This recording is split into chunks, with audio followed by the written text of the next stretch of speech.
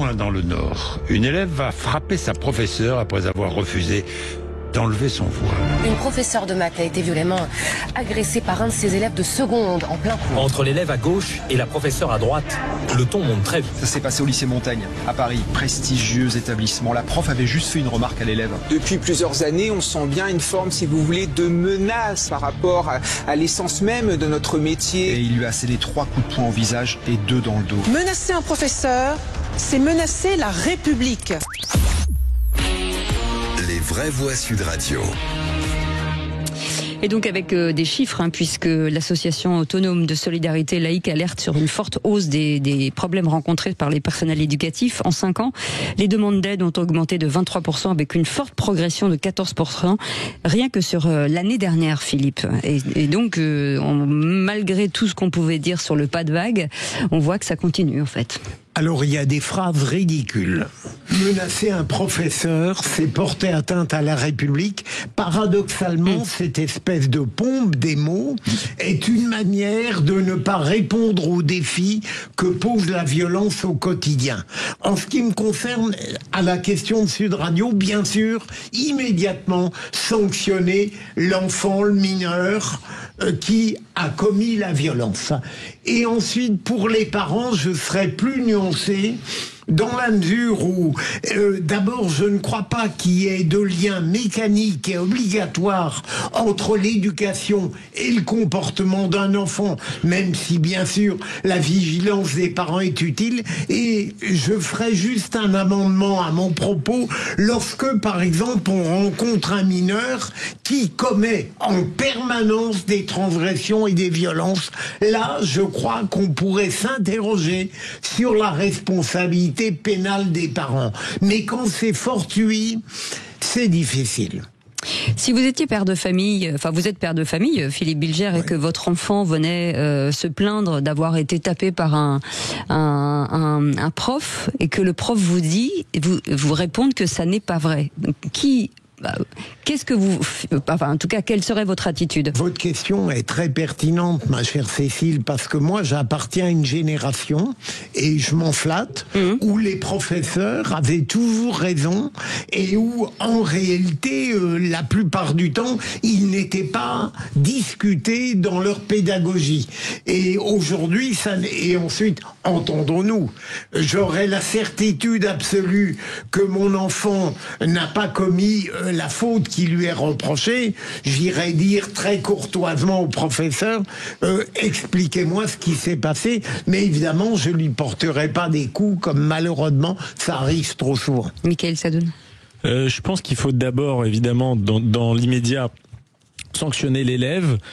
Il faut que l'administration évidemment donne la confiance au professeur qui peut répondre de la manière qu'il souhaite, parce qu'on fait confiance au professeur pour s'adapter à la situation et pour pas faire n'importe quoi. Évidemment, on n'attend pas de lui qu'il tape les élèves, mais désolé de vous dire que quand un enfant arrive à l'adolescence, il lui arrive de rentrer dans un rapport un peu physique avec les adultes. Désolé de vous dire que s'il y a besoin de choper un élève par le col pour le sortir de la classe, de temps en temps, il y a besoin de faire ça. Je sais que c'est pas politiquement correct de le dire, mais je le pense. Donc, de là à frapper un élève, évidemment, il y a un écart immense et personne ne peut soutenir ça.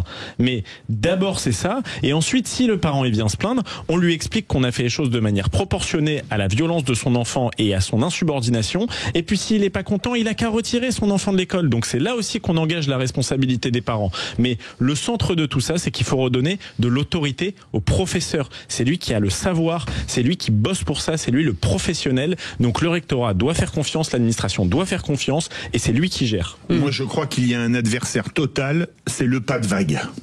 Et le pas de vague qui est quand même la règle qui et la réputation de l'établissement. Pourquoi le pas de vague? Justement, pour ne pas toucher. Je connais très bien quelqu'un qui a été agressé en cours par le frère d'un élève qu'elle avait collé. C'était il y a 20 ans, une vingtaine d'années, donc ça date un peu maintenant. Et quand elle a voulu porter plainte, on lui a dit non, mais pour la réputation de l'établissement, tant pis, vous avez été frappé devant vos élèves, mais c'est pas grave. En clair, pas de vague, il faut surtout se taire. Alors ça, c'est la victoire absolue pour les voyous et pour leur famille. En revanche, quand il y a des parents, parce que ça arrive que des parents viennent frapper des profs. Ça arrive même plus fréquemment qu'on ne le dit. Moi, j'estime que la justice devrait être implacable. Implacable. Est-ce que vous avez vu souvent des parents qui ont tapé des profs finir avec une peine de prison ferme? Jamais.